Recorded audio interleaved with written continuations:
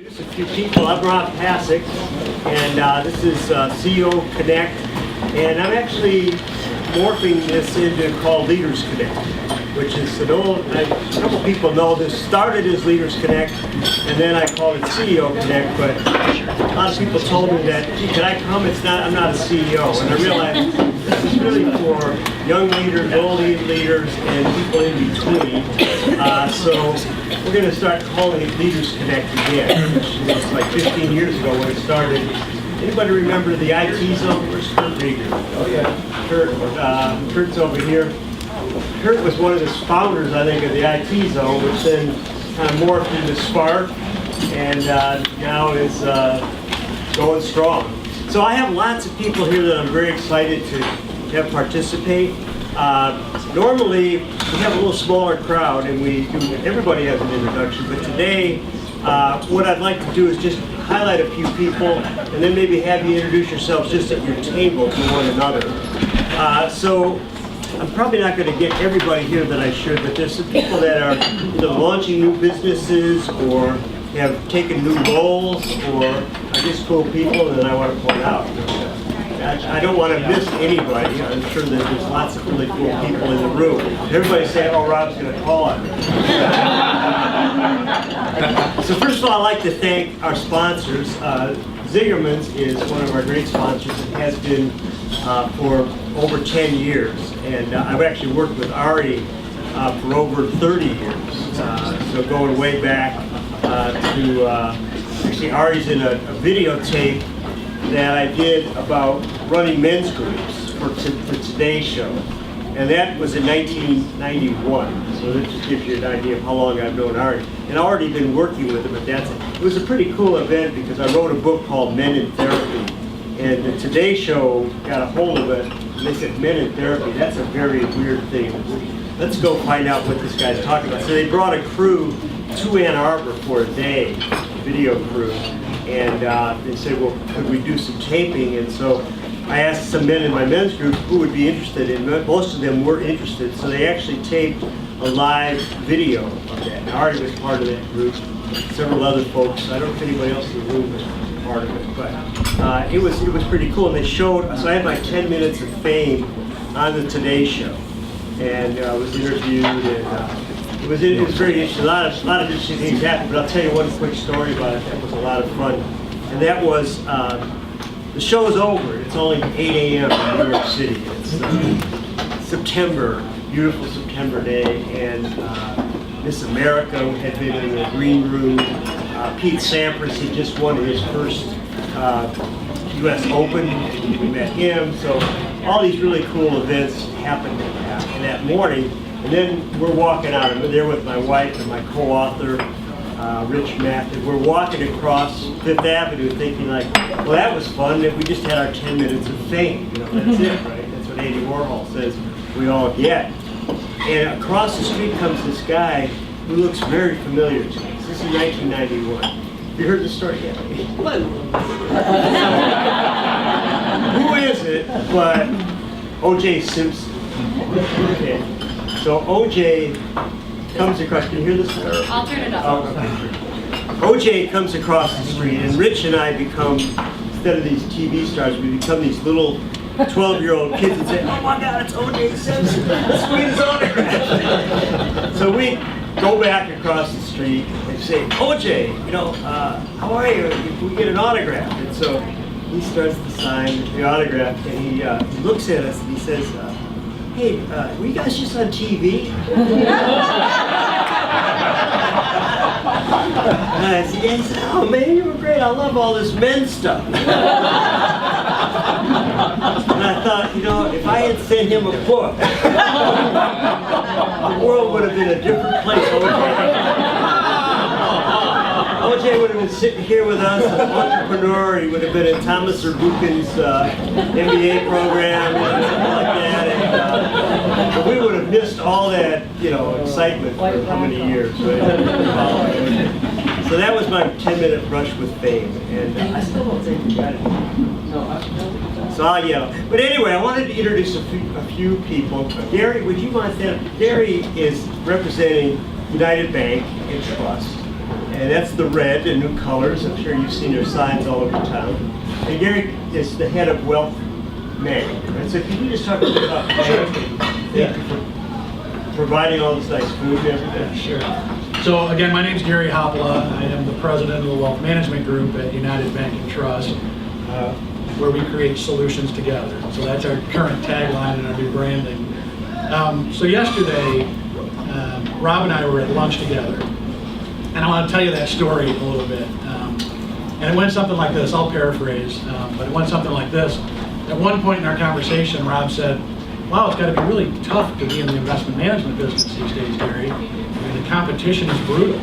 You've got your local competitors, you've got your national competitors, you've got international competitors, and then you've got the market. You got to beat the market, right? It's all about rate of return. How do you do it?" So before I launch into my paraphrase of the next 20 minutes of how we do it, which it won't be 20 minutes, it'll be 2 minutes. I do want to pause, and something occurred to me last night as part of this group, and I'm a big education to action guy. So one of the things that I learned in this group was the book, The Last Lecture by Randy Pausch. How many? It's actually by Jeff Zaslow. About right. Oh, that's right. I'm sorry. Yeah, how many people have read that book? Okay. So there's a concept in there about the head fake, right? So if you haven't read the book, go get it. It's a simple read. It's really, it's very inspirational and very instructive, and it really changed my life. Well, we had a head fake moment yesterday, Rob, and it didn't occur to me until I got home and started thinking about what I would say to them. Okay, so think about the head fake, and for those of you that haven't read the book, I'll point it out when we get there. So anyway, I launched into our value proposition. I said, well, Rob, you know, in the wealth management business at United, for the same fee that you're going to pay an investment manager for investment management services, our advisory fee covers so much more. We've built our wealth management platform on the financial planning backbone. Okay, I see the glazed over look already. Right? When's the head fake coming? It's coming. So, you know, we'll do cash flow analysis on your budget. We'll do tax planning with you to provide recommendations to your tax account. We'll do a complete insurance review for you so that you're properly insured. We'll do a retirement plan, a formal retirement plan that might include transitioning your business to future generations. And we'll wrap all that up with an estate plan so that you can take your legacy and pass it on to future generations. And right there, Rob stops me. There comes that. And he says, you know, Gary, your business and my business are very similar. I said, really? How's that? And he said, well, and he was much more eloquent at this. He said, well, we're both in the business of building long-term relationships with our clients through a disciplined accountability process to help them achieve their goals and dreams.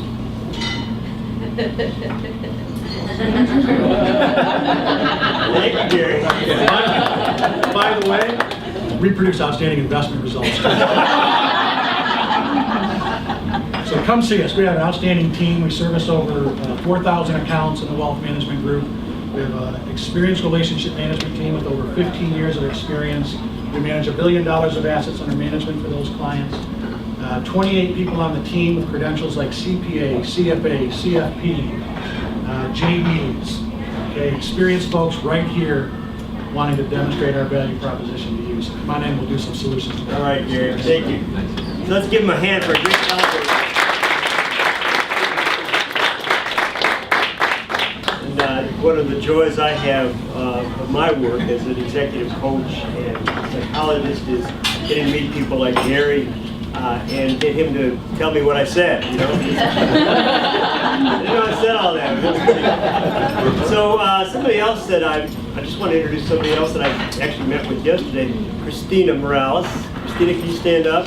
I'm just going to introduce you, but Christina is a filmmaker. I knew Christina as a 17-year-old, and she was Elmo's daughter. Did anybody know Elmo? Sure. A lot of people know Elmo. And so that's how I knew her, through Elmo. And she went to LA after high school, I think, right? Yeah. And was an actress, a film writer, director, and she came back to Michigan to make films. And what was the name of the film that you produced last year? Naked Angel was the one that we did here in Ann Arbor, and it premiered at the Michigan Theater. Very, very cool. Yeah, it was great. Was it a vampire film? No. That's your big mistake. No zombies, no vampires. Or the other one now is the Hunger Games, so like a savage woman who's has to go back to her roots of savagery, which is kind of like a man. Anyway, but anyway, Christine and I were talking about, she's developing a video business, and she's going to make available to us all the opportunity to make 1-minute commercials with the high-level screenwriter and video producer. And actually, I'm talking to her about working with Roger Rayle, who's in the back, and is another one of our sponsors, and he does the video for these. So if you have an event where, or just, you're going to be speaking like this, she can do a 1-minute commercial, and it's very creative. So if you go to her website, Christine Morales, Hemingway.com. You can see that. She also does videos for like weddings. If you have elderly people that you want to video their life kind of thing. Or babies, tribute videos, music videos, commercials. Great. I like doing really fun things and kind of quirky things, because then you have the possibility of your video going viral. People are not going to share just an informational video, but they might share it if it's funny. Vote for her for the Super Bowl Doritos. Yes. She's got a commercial for the Doritos, which is really clever. Is that on your website? It is. It is. Check it out. All right. So, and there's thank you. And there's here's an example of what we're trying to develop here in Michigan, is attracting people to come back here who have grown up here, understand the community, and bring their creative talents, their ability to build a business in Michigan back to us. So Thomas Zabuka, where's Thomas? Here. Okay, Thomas, can you stand up a minute? Thomas has been he's a professor of aeronautical engineering, correct? He's the guy that puts satellites in space, and he actually has one with his initials. I think well, I don't know if your initials are, but he got one flying around. And Thomas's new role is assistant. Well, why don't you say it, Thomas? Because I'll get it wrong, but assistant to the provost, right? Why don't you tell the people what you're going to? So of course we build entrepreneurial programs in engineering, and across the university we never put boundaries on that. And what I'm now doing is integrating entrepreneurial programs across the university and growing it where we're growing those programs where they're not grown at, like in liberal arts. There's just amazing opportunity we have to take advantage of. So basically I'm a special counselor to the provost to do these kind of programs. So essentially, as I understand it, the provost has said, okay, we need one person to really oversee all that's going on in entrepreneurship with the students. That's different than the faculty, although the faculty, of course, are involved. And I went to a really cool thing that Thomas helped organize last week called MQ. And it was collaboration between different departments. So we had artists with people from the School of Information Science, with aeronautical engineering, talking about, both faculty and students talking about projects that get developed, how to get those projects funded. And it was a pretty cool event. So thank you, Thomas. Appreciate it. And Thomas is, I'm also working with Thomas and several other people in the room about creating they are thought leaders, but helping them communicate as thought leaders and using the multimedia to get the message out. So, and we're going to be putting a workshop on for that next year. If any of you might be in that position to think you're a thought leader. And in funny ways you think, well, that's not me. But if you look at all your accumulated learnings and all the things that make you unique, most of us know more about something than everybody else. And the idea is to find, well, what is that? What makes us unique? And how can we let people know about that? Because there's nobody else quite like you, except if anybody identical twin in the room? No, okay. So those people are pretty close alike, but even they are different. So those are some of the key people. I'm just going to ask if people stand up, I'm going to try to get some categories of people. So we have a whole group here who are, I call them friends of Catherine. And this is like if you're friends with Bill, you're an AA member. If you're friends with Catherine, you're just a cool person who happens to be a U of M MBA student. So she brought a number of her guests. Would you all stand up?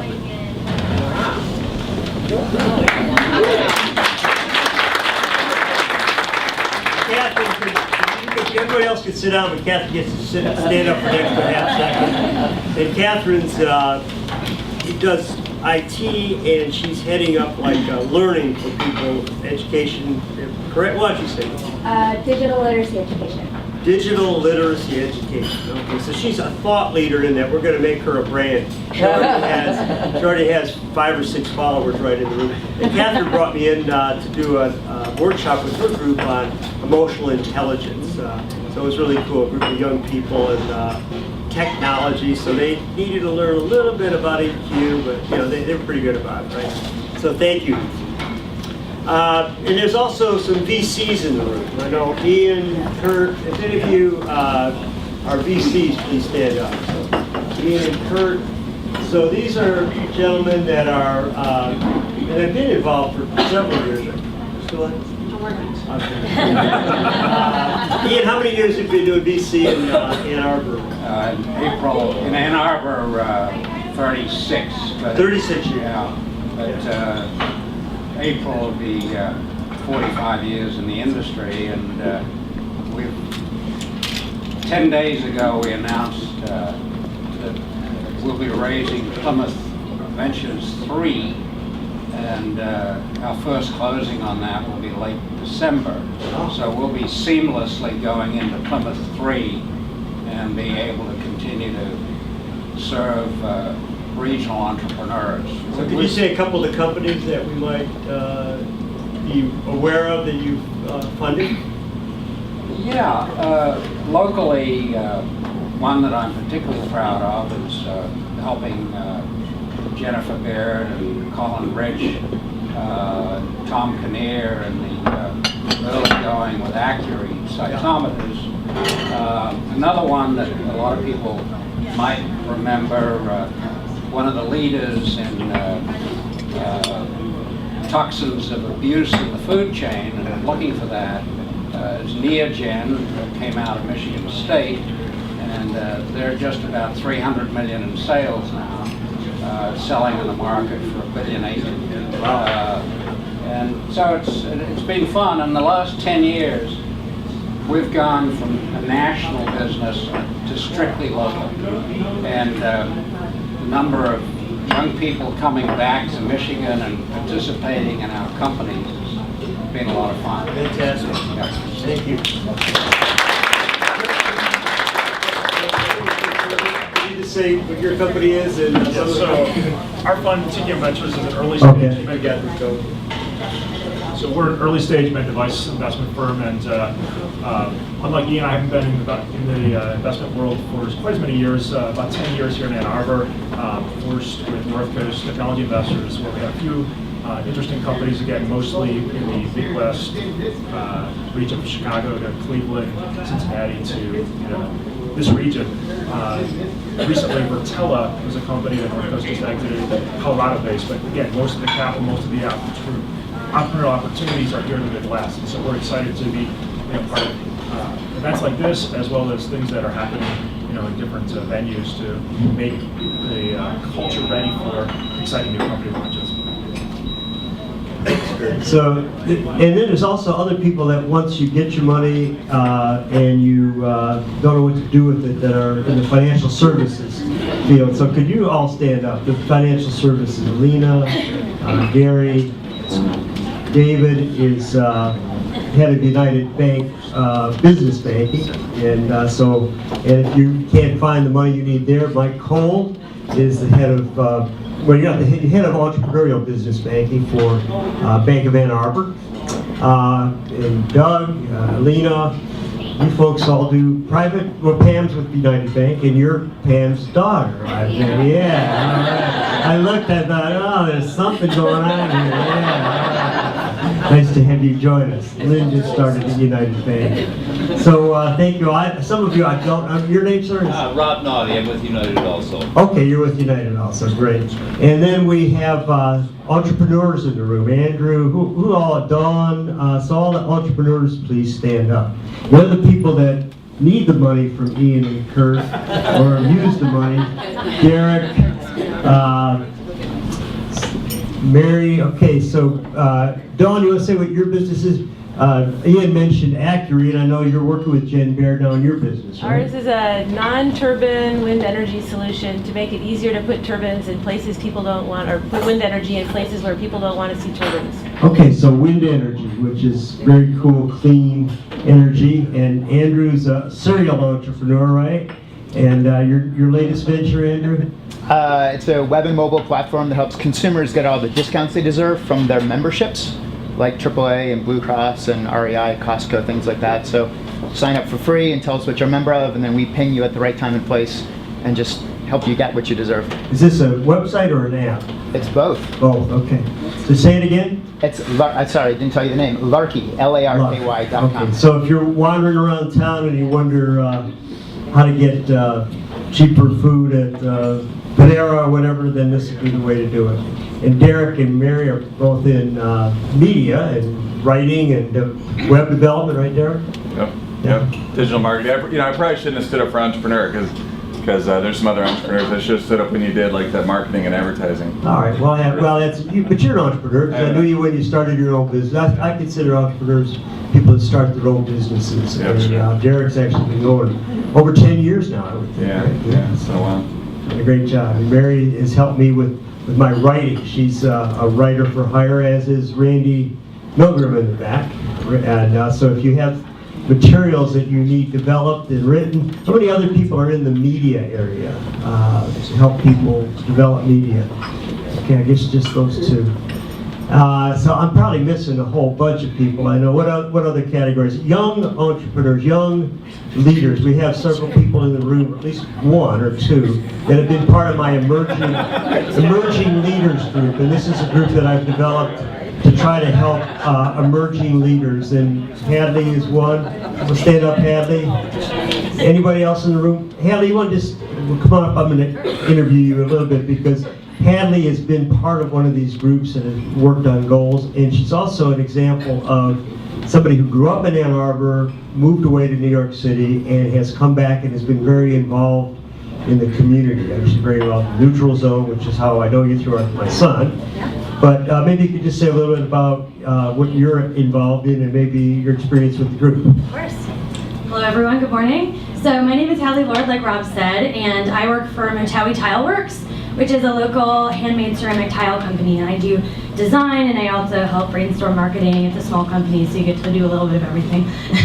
And so I was a part of Rob's Emerging Leaders Connect, which was a group of young people looking at how to foster entrepreneurship and new ideas and development and mentorship within this community of young people. Whether you're just out of college or you're 40 years old and you have a young family, it's still kind of a transitional time where you're trying to figure out a lot of priorities. And so Rob used some of these goal setting tools with us to establish what our individual goals are, both personally and professionally. And I've worked with Rob in that group and then also individually for setting my own professional goals outside of that group. And it's been really helpful because I think I was thinking about this last night when you had mentioned it to me, and I think whether you're someone out of college or you're a CEO making big decisions and taking big risks, that when you get older, you kind of monitor what you think is possible, and you kind of rationalize, I don't know, I mean, in a dream world, I'd be doing this, but that doesn't really seem possible, or that decision doesn't seem like it would work out. And I think what's so great about doing this work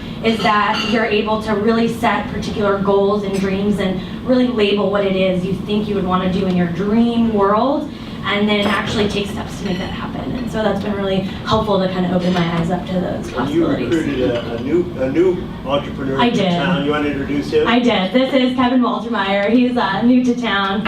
I dragged him here. To Ann Arbor, that is. I'm just going to take a bow. I'm new to the community, and I've done various entrepreneurial ventures, but as Rob said, Hadley came home, and I think it's part of this young generation that a lot of communities are looking for to come home and being a leader. And she's doing a great job for a number of reasons, and I'm here too. So my goal is to,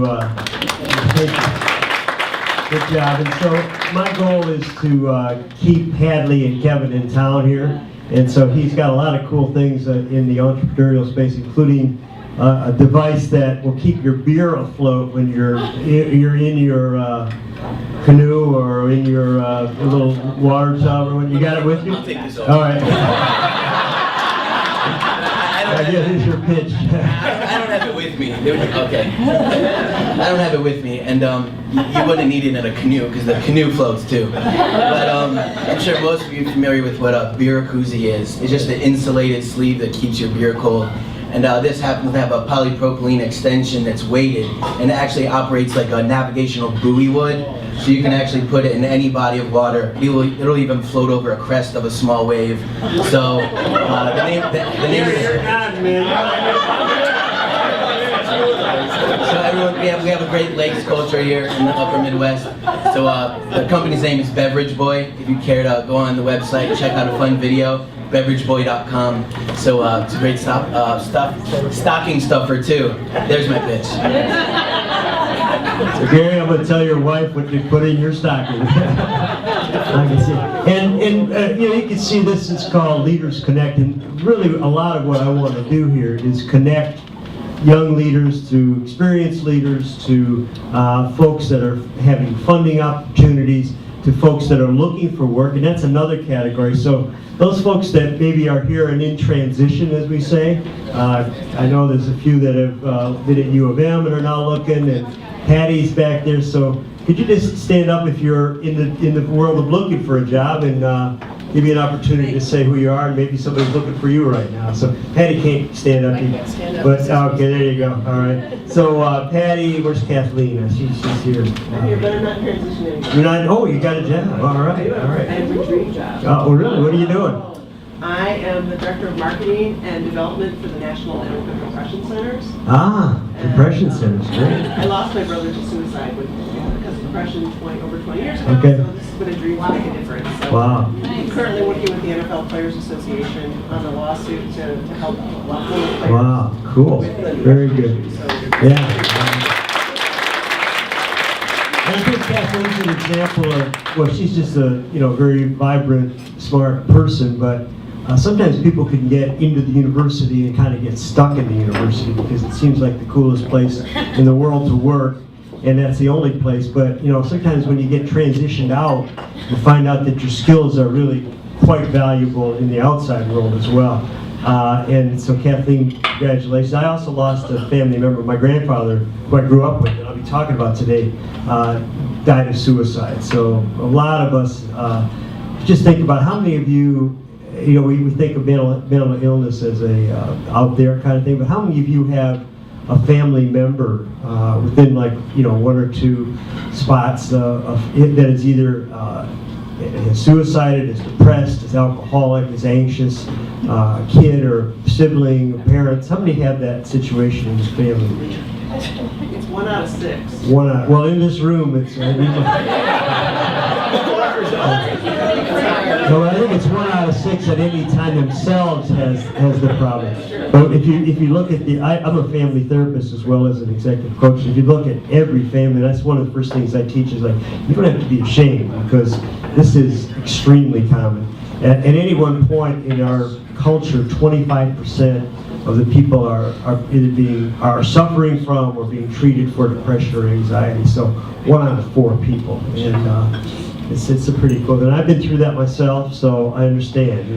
If you have that legacy in your family, it's not unusual for you to have the same problem. It may not manifest the same way, but it's inherited. So thank you. It's great. And I'm sure there's other categories here that I've missed and people that I should be introducing that I'm not. I apologize, but I do want to get more into the program here and talk about my passion, which is helping people succeed, and how I want to talk about how I learned some of these key lessons about success, which involves like Hadley talked about, what is your dream? And then imagining like, okay, it's way out there, but how do you then put it into a goal? And then what are the sub-steps in that goal to make that dream come true? So for Hadley, it may be working, maybe her dream is to create her own design firm, but she starts out by working in somebody else's and learning to trade.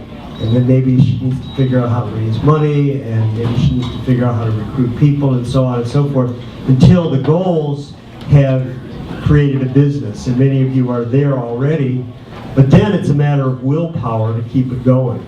Willpower and managing your finances well, managing your cash flow. Jeff, you know about that, right? You know, Jeff is a builder, and it's sometimes feast or famine for you as for me and for many other people. That when things are great, you can't manage all the business, and then things stop and you wonder what you're going to do with your free time. You know, so but it's a matter of willpower. It's a matter of discipline and keeping going.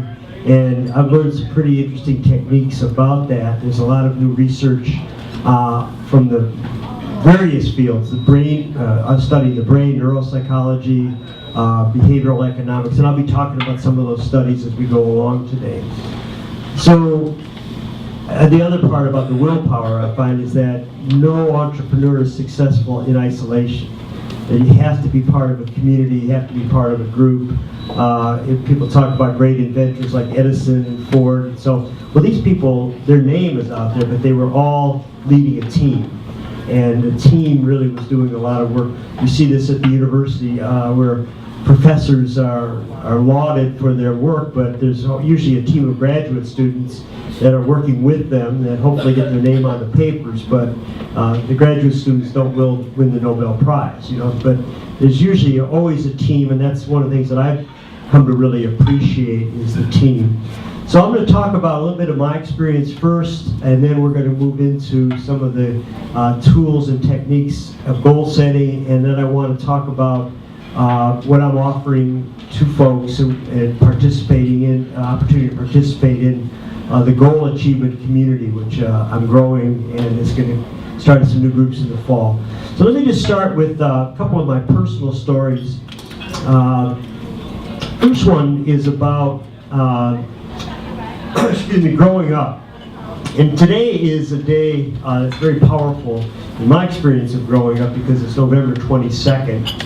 And I was a high school student, and I'm sure all of you know exactly where you were at 12:30, or between 12:30 and 2:30, where the whole world learned about John F. Kennedy dying. And John F. Kennedy was one of my heroes. I was 13 when he was elected. I was following every newspaper article. I was delivering newspapers at the time. Before I delivered them, I'd read, what does the polls say about Nixon, and Kennedy, and the famous debates and everything. So the death of Kennedy was a big moment in my life. And one of the things that I learned from that is that at that time I was a member of the student council at Ferndale High School outside of Detroit. And I don't know if anybody Ferndale High School, Detroiters here. It's right near 8.5 mile, so it's right on the border of Detroit, and very interesting school, very mixed school. There's very wealthy kids that were attending from Pleasant Ridge, and then there were very poor kids. A lot of Ferndale is blue collar, and then there's also Royal Oak Township, which is all black, and it's was at that time one of the poorest areas. I think it still is in the city, a little sphere of maybe 12 blocks of a township that was left behind with the economic development. So at that time, during that fall, there were a lot of riots in my high school, class warfare basically, the frats versus the Greasies. They called the frats the PRs because they were Pleasant Ridge kids.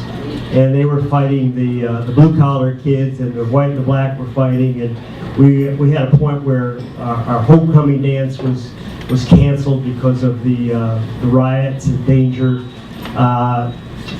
People talk about Detroit erupting in '67. Well, it was erupting a lot earlier in '67. For those of you that were around, we had a lot of problems. So this is where I sort of first learned some of my strengths, because the year before I had run for student council, and this is one of my goals, is to get into government, be like John F. Kennedy. And but I was fearful, which was a legacy from my parents, who, I can talk about that in a minute, but they didn't achieve their dreams, and they attributed that to their fear of taking a risk. So they instilled in me a lot of discipline, and I became a risk taker. I don't know how, but one of my first risks was running for student council. But it was a calculated risk, because I waited till the last day of filing, and I tracked this very carefully and realized nobody had signed up to run for student council. So on the last day, my friend Chuck Stinback and I said, all right, let's go for it. So we both signed up, and we won the election. They elected 2 people. So then then I noticed how the student council really wasn't doing much. It was kind of a PR-run thing, PRs for the kids, and it was a social thing, and nobody was really doing very much to make a change. And after Kennedy died, things got worse. And I decided, I know people from all walks of life. I know every sphere here. I'm friendly with those people. And maybe it's because I'm an only child. I like to make friends. And so I said, well, let's bring all these folks together and start talking about the tensions here at Ferndale High School, why we're having these tensions, and see what we could do about it. So that was my first act. Similar to this is bringing people together from different walks of life, and we sat around in my basement or different other places and talked about what was happening and what we could do about it. So and this became the Student Relations Council, and I thought it was very enlightened, and yet I look back on it and there was one group that I missed. Could anybody guess which the group was that I missed? 1963. Women, yeah, and there was no women in the group. We were all men, and it never occurred to any of us that, how about bringing the women into this? Even though there were women leaders of the class, but it was just like, well, guys talk, but guys don't talk to women. And maybe in high school, there's other things going on. But now you see a lot of, things where people are cooperating, having conversations. But anyway, we put together an assembly where we brought in somebody to talk about cliques and class and different kinds of and we really had a pretty big effort to bring the students together, and we awoke a lot of the teachers to the fact that they were catering to the PRs, and that a lot of other kids were kind of going unnoticed in the high school. And it was funny because as a male, growing up in that environment, the only thing I could think about dreaming of being was a pro athlete. And that was the big thing in the high school. Well, at 5'8" and probably 130 pounds, and born with a little bit of a birth defect, which makes my leg not operate very well, I thought, this is not working too well. I'm not, no matter how many times I shoot the puck down the basement, I'm not Gordie Howe. No matter how many times I throw the ball against the roof and catch it coming down, I'm not Al Kaline, and I'm probably not going to be, and I'm not even going to make teams in my high school. So I think that's what happens to a lot of people, is they have their dreams that are very unrealistic. They're not aligned to their skill set. So I sort of, in that senior year of high school, found my skill set, which was to bring people together, to facilitate interaction, to help them do their best.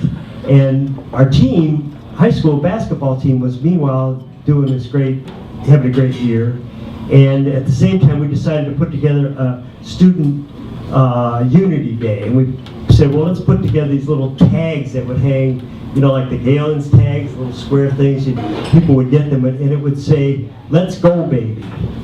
And we came up with this term, but we didn't have any women in the class, so we didn't know what that meant, right?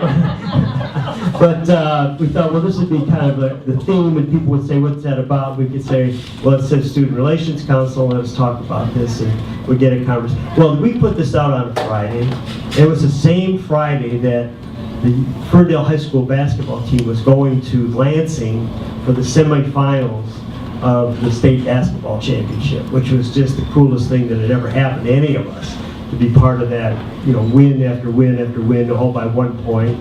And so people thought, well, this has to do with the basketball team. But everybody everybody bought one. It was great. I mean, we just, we sold them for a nickel or something like that, and everybody in the school was wearing them, so it was very cool. And the team went to Lansing, won the game.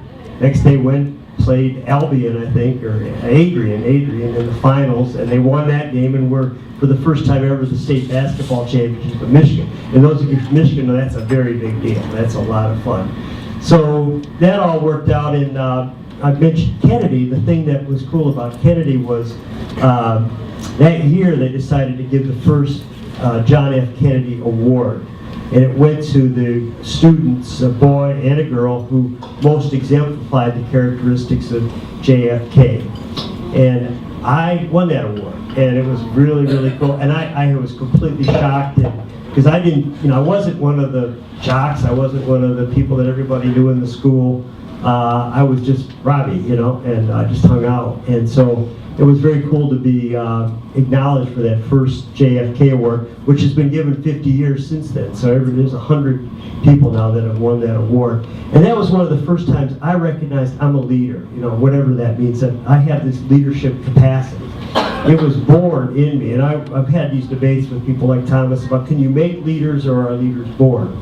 And in my case, for whatever reason, I had that kind of ability to talk to people and not be afraid about it. I mean, there's many people I'm intimidated by, but I always can somehow bring people together and talk to them. So I think this is one of the key things that I really encourage people to do. And if you participated and work with me, you'll see what are your strengths, identifying your unique talents.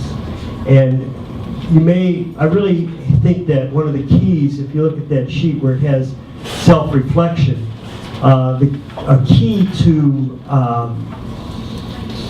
success is knowing what you're good at. Because if you try to be really good at something, you try to achieve at something that you're not really talented at, you're going to fail. And you first have to develop your skills. So just to look around the room, Dawn White is an entrepreneur. But Dawn first got her PhD in physics, was it? Or? Mechanical engineering. Mechanical engineering. Well, very good. She was must have been one of the first PhD women in mechanical engineering at the U. I would think. Was it the university or? In Illinois. Illinois. Okay. But I'm not that old, Rob. There were some before me, trust me. She was not the first. She followed the wave of all those older women that were here before.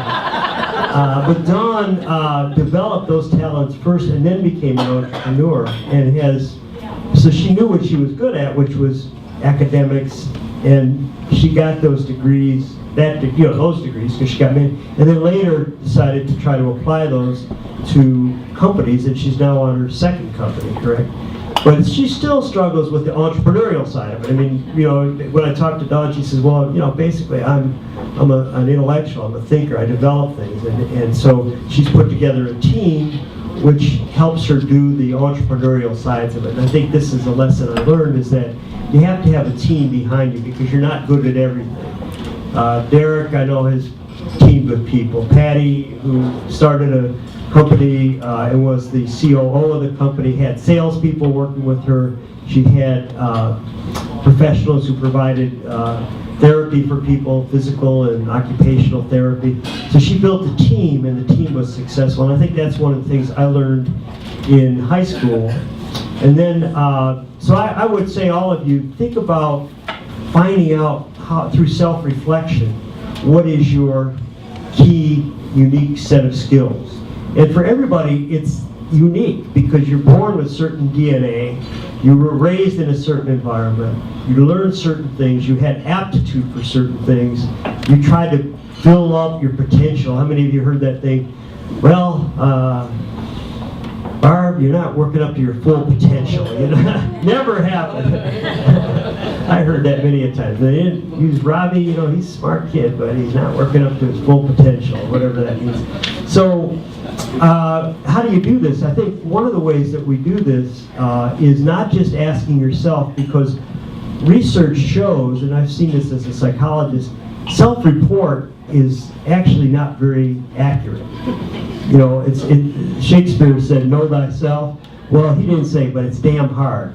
So, because we have these mindsets that see ourselves, and often it's in a negative light. I mean, we have these negative tapes that go about who we are, or we have these tapes that say, you are something special, but it's because that's what you want to be. So I got this talent, I can shoot a hockey puck and lift it, so I might be the next Gordie Howe. Not quite, you know, that's not going to be there, because I have all the talent, but I'm not from Canada. So what can I say? Pardon? Your birthday's on the right day. You're not Gladwell. Oh, my birthday, yeah, I was born, my birthday's November 28th, so yeah, Malcolm Gladwell says if you're born the second half of the year, you're much less likely to be a great athlete because you're 6 months behind, and the kids who get picked for the travel leagues and everything are the older kids, and he's got data on the National Hockey League to show that. So, you know, sometimes it's just the little tricks of, well, not the little tricks, but the tricks of where we happen to be born. And we see that in our country right now, where there's a lot of people that tend to blame the poor for being poor, and yet if you've ever worked with the poor and been in their schools, which I have, I taught in Harlem, and you see the conditions that they grow up in, you know, there's not much chance that that person is going to lift themselves up by the bootstraps. It happens, but it doesn't happen with great regularity as much as if you're privileged and born into a place where there's a great high school and, you know, your parents are educated and all those kinds of good things. Yeah, there's stories. I mean, you know, we know people that have pulled themselves up, but it's not necessarily the norm. So one way I say to find your unique strengths is not just to ask yourself, and a lot of these tests that you take are self-report tests. I mean, if you take a Myers-Briggs, which everybody's taken, it's, oh my God, this test has me nailed totally. How did they know this about me? They know it. Well, how did they get, you know, they asked you the questions, who are you? You know, they asked you 50 questions, and it came back and said, who's you? Here's who you are. I said, that's amazing. How did they know? That's exactly me. I'm a JLCY, or whatever, you know, I'm not. It's funny, I'm a psychologist and I've never taken the Myers-Briggs because I don't believe in it. You know, I don't believe it's a valid test. It's useful. Same thing with unique talents, which I have people take. What are your unique talents? Well, you're feeding into the computer the data. So what I suggest is that you ask other people to tell you what your strengths are. And I ask for strengths because you probably know what your weaknesses are. You've been told that by your partners, your mother, your father, your girlfriend, your boyfriend. They've told you over the years what your strengths and what your weaknesses are. They may not have told you your strengths. So I do this exercise, which was developed in Canada, and you basically send out an email to a number of people that know you well, and you ask them simply, what do you think my key strengths are? And I'm not asking you, I'm in coaching or I'm taking a course or whatever, and I'm just trying to figure out how other people see me and what they see as my strengths. It's interesting when they get that because you ask for strengths, but they inevitably will also tell you your weaknesses. Even though you didn't ask. Because that's just what people do, right? We're much better at focusing on weaknesses than, you know, criticizing people than praising them, which is a little trick. I mean, you get a long way in the world by not criticizing people and praising them for their strengths, even if it's the checkout person at CVS, you know, just say they've done a good job and you'll see people light up. But if you complain, you'll see people go into a deep funk, you know, and so that's an exercise. And you can also, in that same exercise, and this was developed a little bit at the University of Michigan by Bob Quinn, is that you take that same exercise, but then you ask the question, can you describe a time when I was at my very best? So what was my best self? And, you know, for me, somebody I might have asked in high school said, well, you know, it was that time you started as student relations counselor, and you do this and that. They may say that, or they may say, you know, most often they say something you don't even remember. You know, my beer can was floating away, and you came along and I can help with that. you popped up out of the water, you dove in there, you got my beer can, brought it back to me, and I hadn't even lost its drop. You know? So that's a really good exercise, and it's one of many exercises that we'll talk about. So the other thing that I think I talked about my parents, and my parents were very disappointed that they didn't achieve their goals. My dad wanted to be a doctor, and but he grew up very poor. He was an orphan. He was raised by different families, and when he got out of high school in 1937 or something like that, I guess 1935, he started going to school and took a class or two at Wayne State and was driving a Detroit bus to make a living. Well, then World War II came along, and he enlisted and fought overseas for 3 years. Some of you may have seen on my Facebook page a picture of him. He actually fought the first Iraq war. He was in Iraq, Iran, which is called Persia, and on a secret mission bringing supplies from the Middle East to Russia, which was our ally in the war. And when he came back, he had a child right away, as many people did. He had my mother, who was not working, to support, and he felt like, well, I can't go back to school. I have to work. And he developed this other dream, which was to own a business. And the interesting thing about my dad, he got into sales and he wanted to own a business, but he was not a salesman and he was not a business owner. He would have been a great doctor.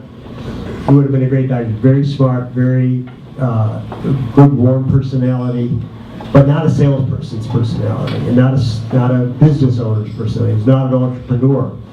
So my dad was frustrated most of his life about not doing what he really dreamed of doing. But I think part of it was he moved off his real dream and created goals which were unrealistic for himself. So he always ended up a little bit disappointed. I mean, he loved his life and he had a great time, but he was always disappointed in his capacity to earn the money that he wanted and to do what he really wanted. My mother, on the other hand, wanted to be an actress, and she wanted to be a singer primarily.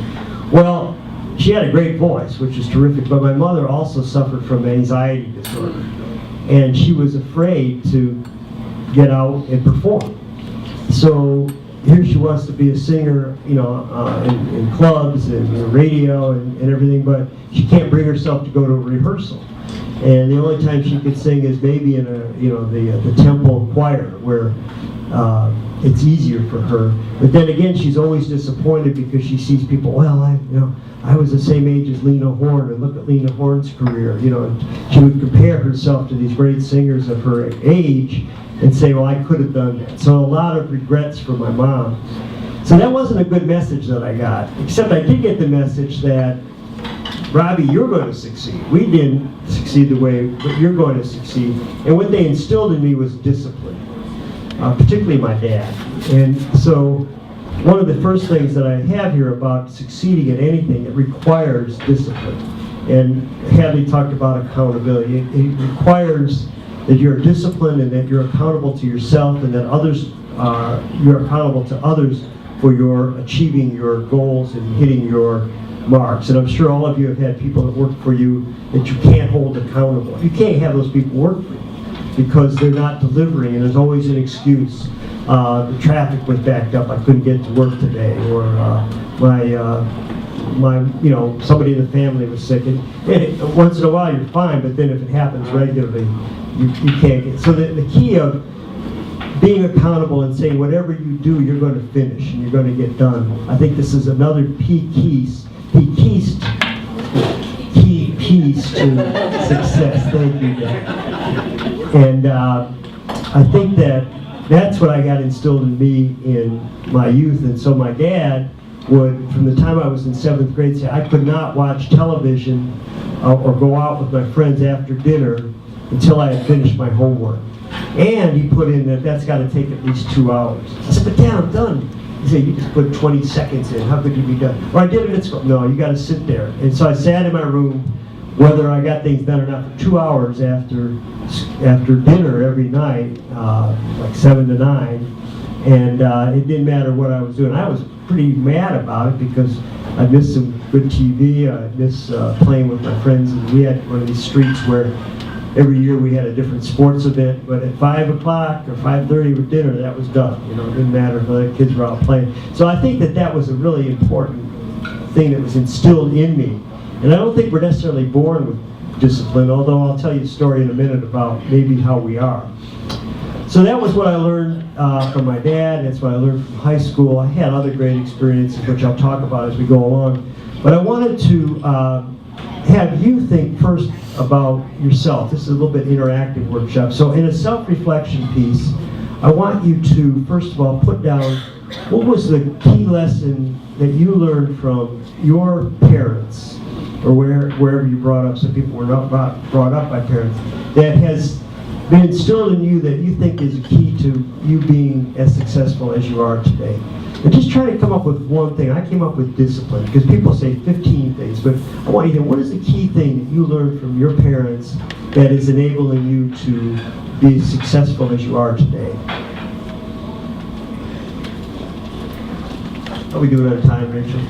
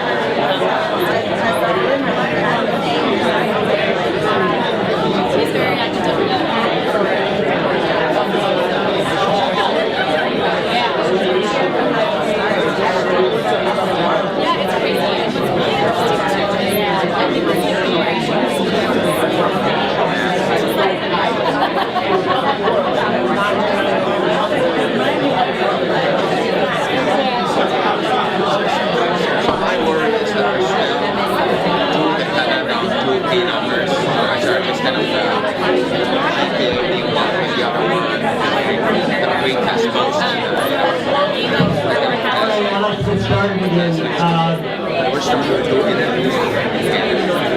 So how many found that a good powerful exercise? So why is that powerful? Well, two reasons I think it's important. One is that there's power in thinking about the positives of what we got from our families. And I think there's too much that happens in our society now, and therapy, unfortunately, is one of the villains in this, that focus on crap from our families. You know, what was a dysfunction, you know? And I'm all about putting the fun back in dysfunction. So let's think about the good things we got from our family, because even, you know, nobody's perfect. And my mom and dad were far from perfect. But there were a lot of really good things that I got from them. I got my mom's love of performing. I got my dad's sense of discipline. I got my dad's sense of humor. So I think if we focus on some of the good things we got from our families, we're going to be far better off.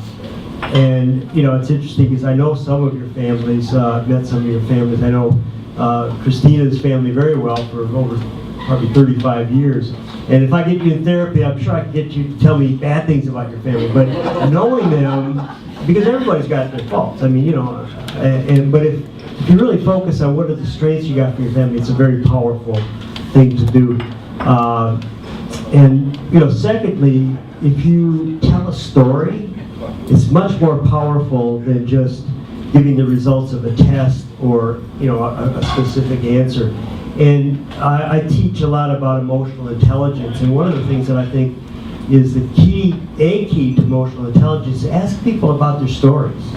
Just tell people, you know, and you don't have to be complicated, but when somebody says something, well, tell me that story. Go into that a little bit more.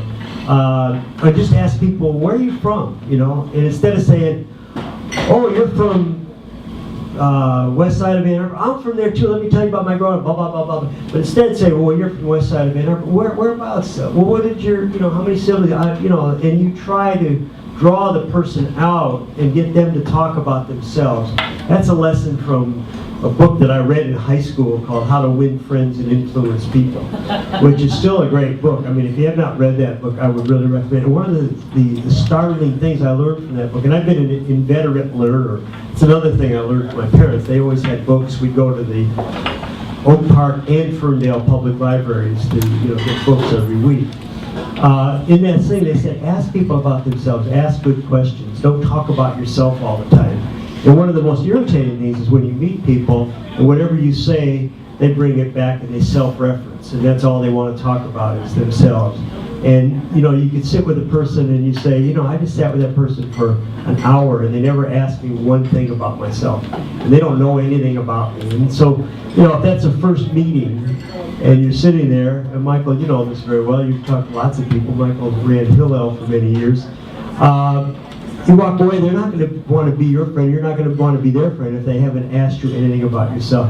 Gary talked about our lunch yesterday, and it turned into me trying to help Gary think about his people and some things. And at the end, he said, "Well, wait a minute. This is, you know, we spent this whole hour, and you. How are you, Rob? You know." And even though he was running late, he's that kind of guy that wanted to take the time, and he knew that a conversation needed to be balanced, and that he had to ask about me. And he asked about how I was feeling and my leg, and he showed concern, even though, you know, the bulk of the time might have been about him. And he bought lunch, so that worked out pretty well. I need a lot of help. Yeah. And I didn't say Panera, you know, so Mediterrano, right? That was a $20 lunch. So I think that's a key point. The other thing I asked you to do, and I'm going to do you a little bit of exercise here and a little bit of homework. I asked you to do this best self exercise, and if you join the group, you'd be doing it. But write down the names of. Let's take your different spheres of life. Write down the names of people that you could ask this question. What do you think my strengths are, that know you well enough to give you an answer? Write down 10 names in a hurry. 10. Yeah. Could be siblings, could be kids you grew up with, it could be people that you work with. Christina? Do you want to already know our fans or people that it's more of a stretch? It could be either. The 10 names that first come to mind of people that you'd want feedback from about, that know you well. I mean, they get you. It doesn't have to be that you could have a sibling that knew you for 40 years and they don't get you. So you don't necessarily want to ask that person. It could be somebody you met last week who really gets you and you could talk about that person. And it may not be people you like necessarily. And again, the question you're asking is, what's my strength? What are my strengths? Come on, Rachel, you got it right. You got it right.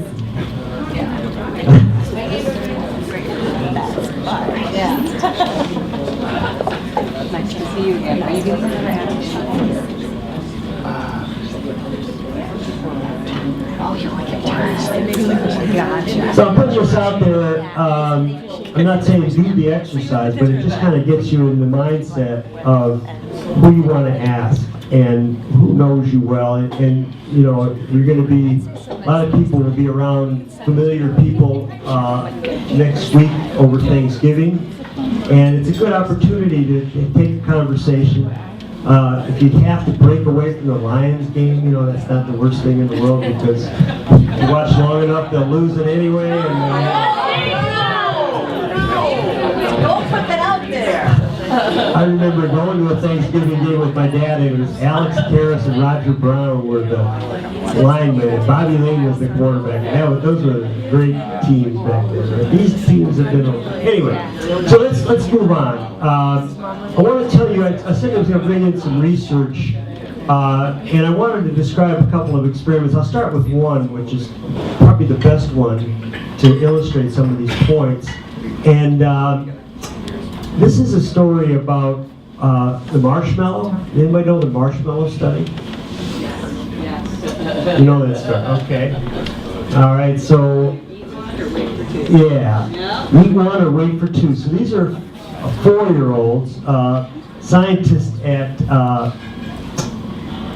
Walter Mitchell. He was at Stanford, did this experiment. He's a social psychologist, child development expert. And he brought 4-year-olds into a room, and he told them that they were going to play a game, and the game was, there's going to be a marshmallow in front of you, and you could either eat it now, or you could wait and have 2 later. He didn't tell them how much time. And then he got called away. I mean, this is part of it. They pretended he got called away. It was a she, or whatever. It wasn't Walter in the room. He was scared people. Those scientists don't have good child relations skills. So they walked away, and then they videotaped these children. And it was very interesting because some of them, like, there's the marshmallow, right? It's right, like this piece of cake right in front of Kevin, and I haven't eaten anything. And I know I could eat that piece of cake now, or wait a few minutes, and there'll be 2 pieces of cake. Kevin's already eaten most of it, but there's a little bit left. And then they walked away and they videoed these people, these 4-year-olds. And they were really studying how do kids not eat the marshmallow. That was the thing. And what they found was the kids that didn't eat the marshmallow didn't stand there looking at the marshmallow, but they distracted themselves. And they went and played a little game in the corner. I mean, there wasn't anything really in the room, but they found some way to not be looking at that marshmallow. And they didn't know how long it was going to be. And they found that some of the kids ate it. Some of the kids who distracted themselves did not eat it as fast. So last night I had a gallon of ice cream in my refrigerator. And I tried to distract myself for a while, but it was calling my name. But the interesting thing, so that was, it was interesting, that's what they studied. But then the daughters of this scientist knew a lot of these kids that were in the study from their high school. They said, Dad, I'm noticing some things. What about the kids, can you go back and tell me which kids ate the marshmallows and which one didn't? And so the guy went back and he studied hundreds of these kids and found them later in life.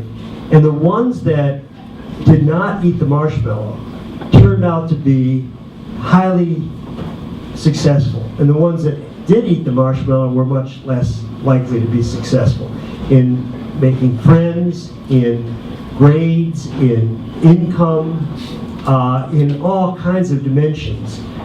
Those were the more successful things. So this ability to delay gratification and discipline oneself, find a method for doing this, was a key predictor of success in life. So when we think about our early childhood experiences, we think about the importance of this and the importance of instilling this in our children, our grandchildren, and the importance of, in our own life still, the power of delaying gratification. And today it's harder than ever to delay gratification because it's right in front of us, it's in my pocket. You know, there's movies in my pocket, there's music in my pocket. And Bob Chapman's not here, is he? But Bob is a gentleman who's in his late 60s. He's the president of United Bank and Trust. He got a cell phone. He's a very disciplined guy. He's a very high achiever. He came up from very humble roots. He was saying his cell phone is driving him crazy because he tries to read a book on his iPad, but he's constantly flipping to the apps that are there. And so he can't get through a book. He says he's got to read his books on hardcover. And I think that this is a problem that we're finding in delaying gratification, that gratification is only a click away.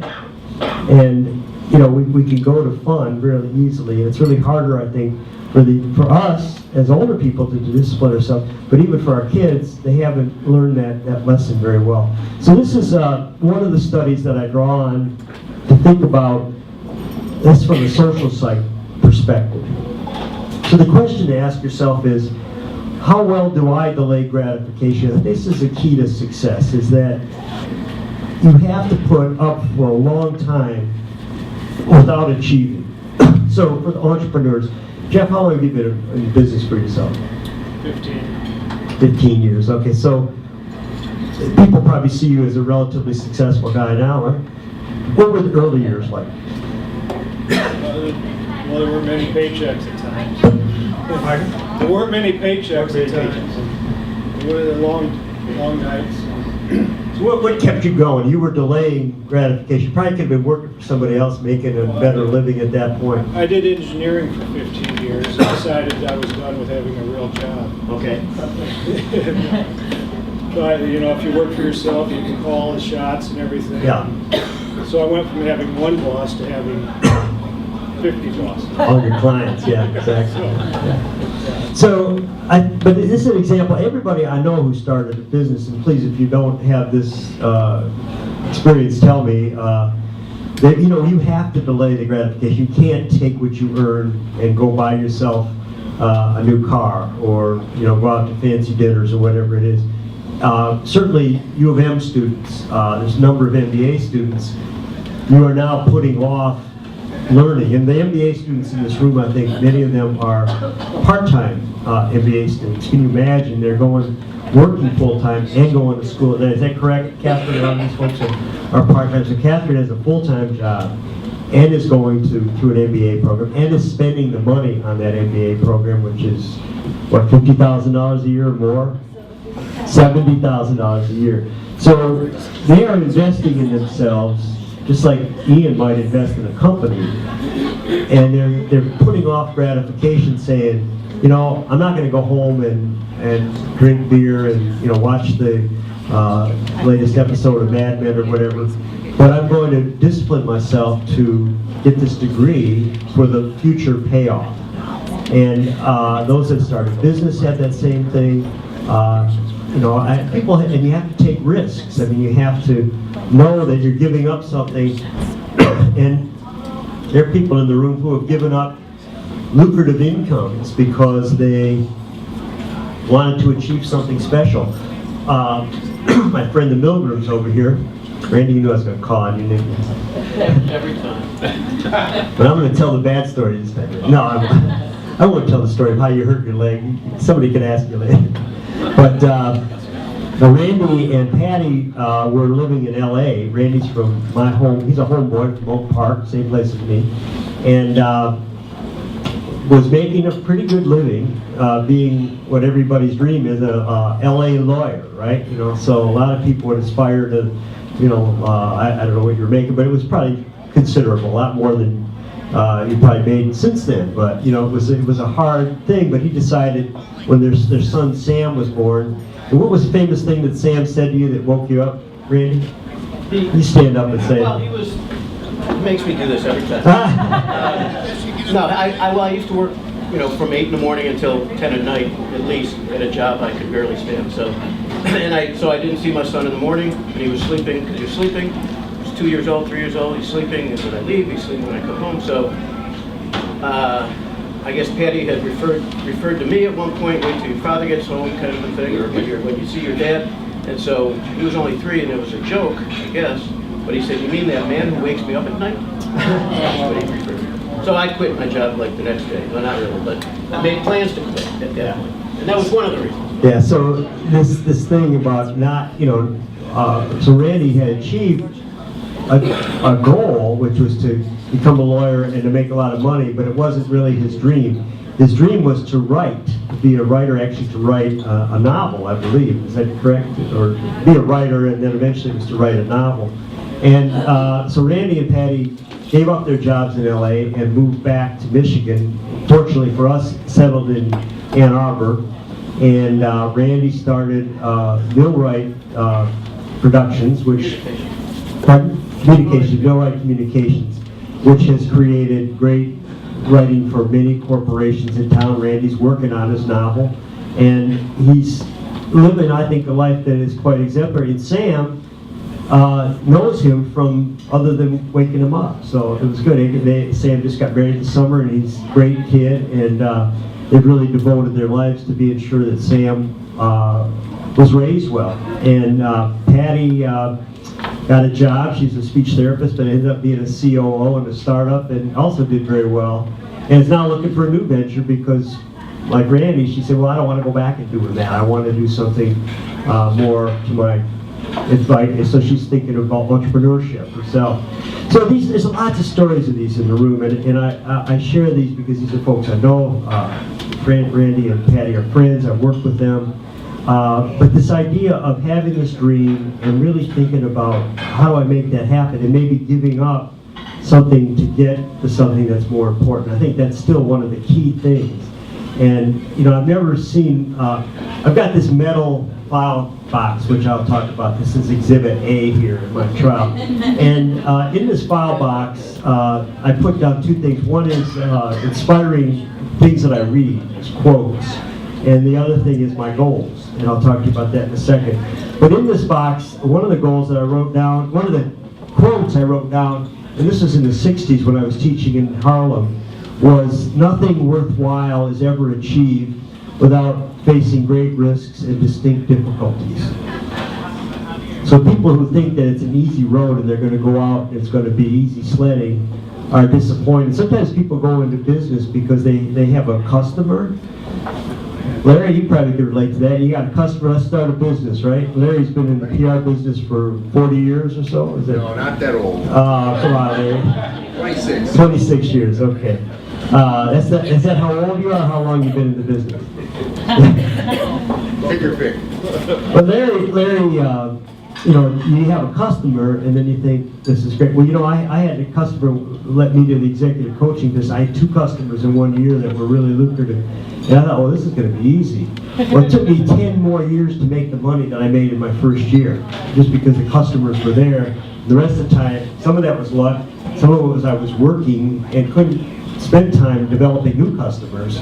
So it's a slog, and nothing that you're going to achieve is going to be achieved without hard work, without risk, and I think without a community of support, whether that's a partner, a mate, or a small group, a church, whatever it might be.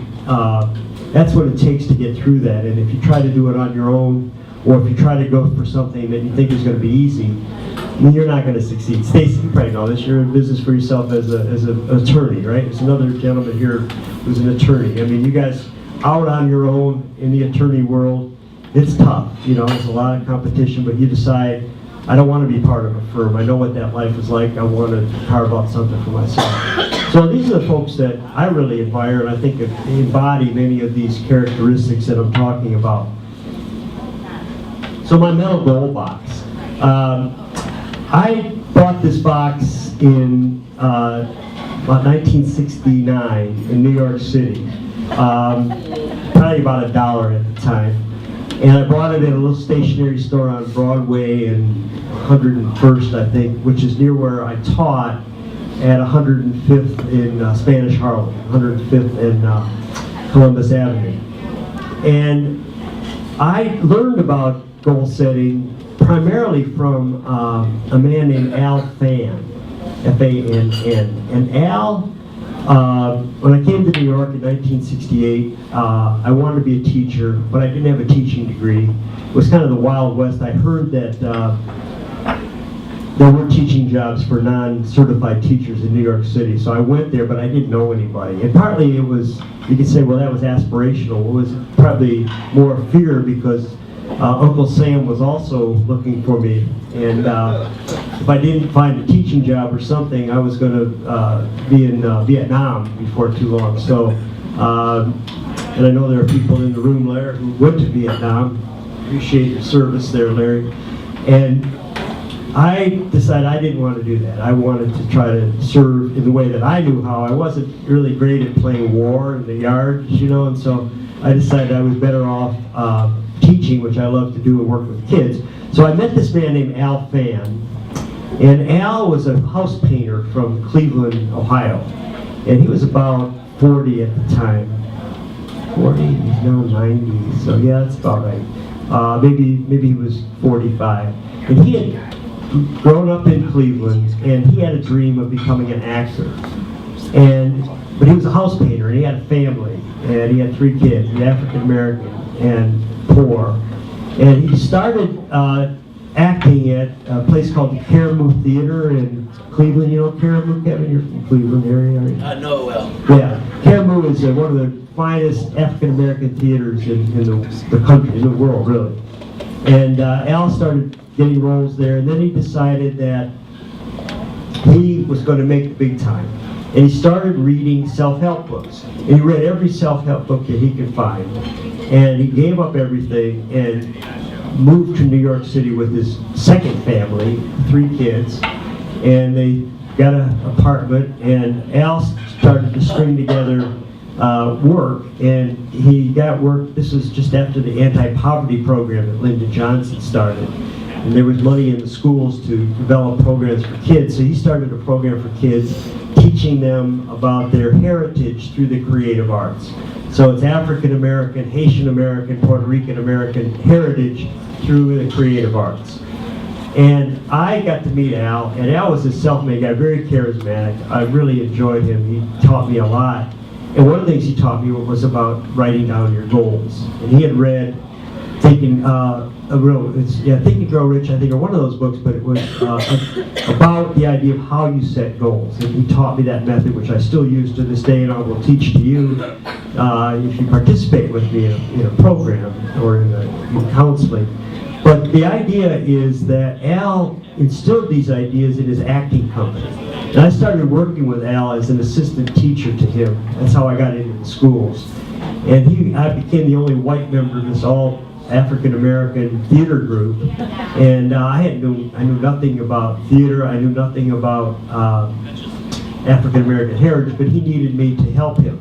And then in the middle of the year, he fulfilled his dream, and he got a role being an assistant director on an African American movie called Cotton Comes to Harlem. Anybody heard of that movie? It's a pretty famous movie, and it had Ruby Davis, Ossie Davis, Ruby D. Ossie Davis, a lot of the stars of the African American theater world.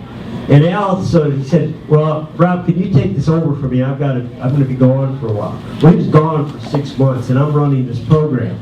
I know some of you had to leave early, that's fine, I appreciate it. Yeah. Thank you for coming to class, good. So, Al got me going on this idea of writing my goals down in a book and fulfilling your dreams. Al then became, by the way, through his, he gave us all this book called Psycho-Cybernetics. If anybody, Maxwell Maltz, Psycho-Cybernetics, one of the first scientifically based self-help books. And we all read this book, and these kids, they're a few years younger than me, and myself all achieved great things, not all of us, but several of us, through this class and through this acting group. The acting group became pretty well known itself in New York, and I became kind of its publicist, and I got coverage from the New York Times and all kinds of cool things at 21 years old. But then Al got a role in, eventually he was a co-star in, what's the movie with Gene Hackman, plays the cop in New York City? French Connection, thank you. So Al was, if you remember Gene Hackman in the French Connection, which won an Academy Award, Al was the thug who got beat up in the restroom by the men's room by Gene Hackman. In real life, I don't think Gene Hackman could have touched Al Fenn, but you know, it was a movie. And then other people went on. Brene Watson was one of the kids in the group. She was from Projects in Harlem. She became Will Smith, Fresh Prince of Bel-Air. She became his mother in the TV show. So a lot of these people went on. It was just a really miraculous thing, but it taught me, Al taught me the power of the mind, and that how if you can conceive something and believe in it, you can achieve it. And that was the mantra. What you can conceive and believe, you can achieve. And you got to set it as a goal. So I've been using this goal box ever since then, and I'll just read you one of my goals from 1969, which was to move into a one-room apartment in Manhattan. That's the what. The apartment has to be clean and roomy and pleasant. By when? That's the next question I ask. Because the brain wants to know, what do you want to do? The brain wants to know, oh, give me a time frame. Actually, the healthy brain wants to know that. Because if you don't put a time frame on it, the brain kind of wanders. But if you say, I want to get this done by a certain date, the brain will help you focus. So I said by June 1st, 1969. Where? In Manhattan. Why? Yeah. So you have, the brain also wants to know, why did you choose this one? Well, you know, in the brain, you have all these conversations in your brain. You need to be very clear. So I said, my present accommodations are too small and too scary. I was living in a roomy house where I would hear beer bottles crashing all hours of the night. And if you could hear people injecting heroin, you would have heard it, but you know, you didn't hear it. But it was pretty scary. And then how would I do this? Because you need a plan. The brain wants to know, well, what are you thinking? The brain helps you on this. By finding a proper place through asking other people, looking in the newspaper, proper introductions to the landlord or super. The needs, and this is the cool part, it has to be no more than $125 per month. Heather, what'd you pay for your first apartment in New York City? $1,000, and it was one in a 4-bedroom, and it was quite small. Okay, well this is 1,000. That's 125, and so anyway, and then up in the corner it says achieved in July 1969. I moved on to 93rd Street and West End Avenue. So I have hundreds of these cards now that every time I want to think about something that I want to achieve. And I have several that are long-term goals. That's a short-term goal. One of my long-term goals is to get a PhD. Another one is to write a book. Another one is to make a movie. And most of them I've been able to achieve. Now there's many that have not been achieved. It's just the ones that I look back on and are not achieved are mostly about personal habits. You know, like I want to be better organized. So I hired Rachel. We're getting there. She's getting there. I did notice that the things I wasn't able to achieve were the things that were going against my basic nature. Kind of, you know, when you think about goals and willpower, there's three things. There are things you won't do, there's things you will do, and there's things that you want. And those three are three parts of willpower. And we're going to be talking about willpower in the group. Because I think this is the key to success, is sticking with it, having the willpower. And what do we know about that? Well, which of those goals is the hardest to do? Won't, will, or want? Some people never get to the want. They're always just doing. The want is like, make it as a goal is different than saying, like my mom said, I want to be a singer. Well, she wants to be, but did she really, get to the point of saying, well, I'm setting that as a goal, I want to be a singer by 1954, how I'm going to do it? No. So, but I think when I look back at my goals, the hardest are the I won't. Because whenever I set a goal, it's a negative kind of goal. I won't eat that ice cream in the refrigerator. I won't, it's a bad habit. Let's say I won't gamble. My grandfather's an inveterate gambler. He's not going to gamble. I won't drink. So any of those times you just say I won't, you're less likely to succeed. You need to say what I will do and what I want. So for an alcoholic, for example, I want to live my life sober, as opposed to I won't drink. And I will go to AA. I will take Suboxone or Antabuse. I will, with a lot of other wills, but the won'ts might be I won't go to a bar, or I won't be around other people drinking. Well, that's pretty hard. Some of the won'ts that you set up for yourself are pretty hard. So I advocate the goals in the group, or if you're working with other people on a goal, make the goal what you will do, and create that vision by saying, what do I want? And make it as vivid as you can. So I might say, somebody give me a goal. Just give me an example of a goal that you have. It's a little bit of a stretch goal. Own the Cleveland Browns. Okay. Okay, so let's say... That sounds like somebody who might be an Ohio State fan. Is that? No, I had nothing to do with it. All right, so to own the Cleveland Browns, that's a stretch goal. All right, we don't know anything about Kevin. We don't know if he's got a dime or a dollar or $100,000, whatever. But can you do that? Well, that's a vision. So what I would talk to Kevin about is creating that vision vividly. So I'd ask him, well, what does that look like? If you're owning the Cleveland Browns, what do you see? Well, I see myself sitting in the press box, or I see myself being interviewed on television. I see myself sitting in the draft room trying to figure out draft choices. I see myself working with a difficult player. Visionary, like I see myself having raised, the $100 million to buy a team. I don't know, something like a billion? No, not a billion, but is a billion? Buy a team? No. And all the assets that come with it, stadiums and everything. I guess if you pay Prince Fielder $200 million, you probably do need a billion. But so the idea is, so whatever your dream is, you have to vision it. You have to see it. And sometimes, like I had a dream of being a PhD, having a PhD in psychology. And I could see it very clearly, what that looked like, what I would do. I do clinical work, I do program development. It's interesting that when I had that dream, I didn't think about where it was, and so I applied to 5 different schools. The school that I really loved the program in was Harvard, but I didn't think of myself as a Harvard-type person, because I had like a 3.4 average in college, which is pretty good, but it wasn't what I thought you needed to get into Harvard. I had 1300s on my SAT, which wasn't, again, what you need to get to Harvard, or 1600. But the program was really what I wanted. When I read about it, I thought, oh my God, I could see myself in that program. I can imagine, because it was a very social action program. It was taking psychology out of the clinical room and into the community.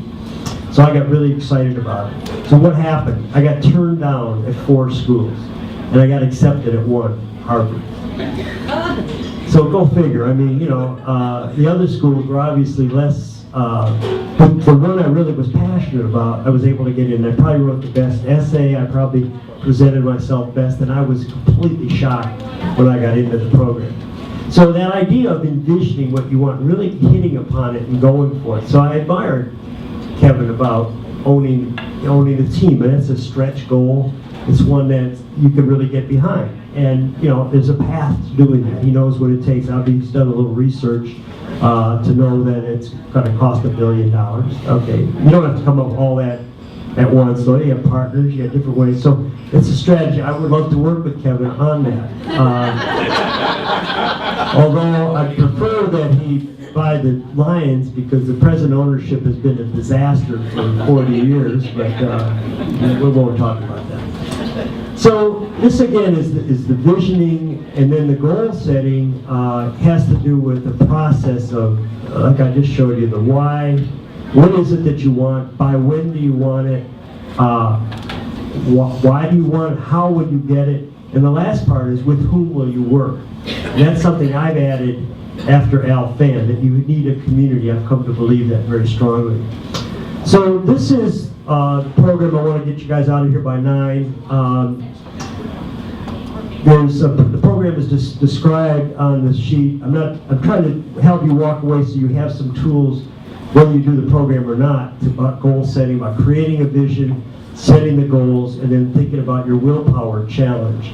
There's a couple of great books out about willpower. So one is called Willpower, and the other one is by a woman at Stanford, Magalica. I'll give you I don't have the resource written down, but she runs a class at Harvard on willpower, actually at Stanford. And it's the most popular class offered to the community at Stanford ever.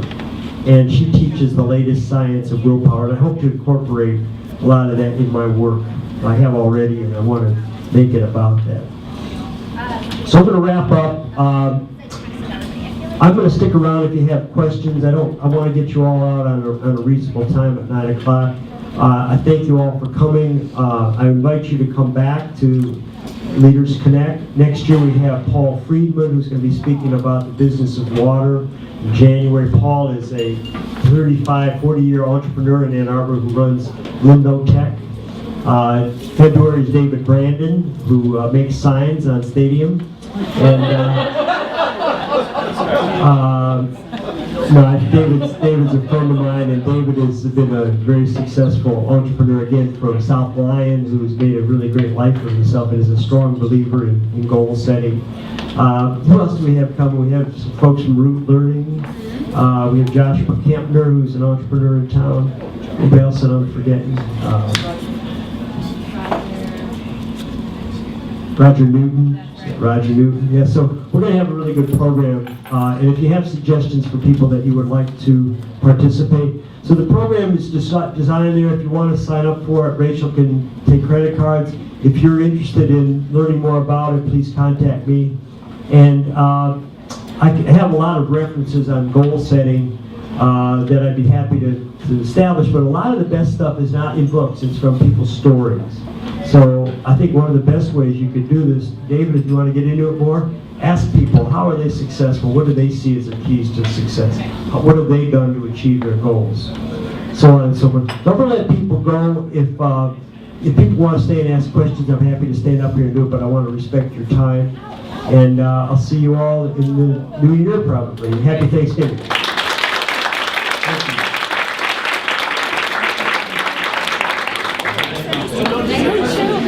No December, dude. No December.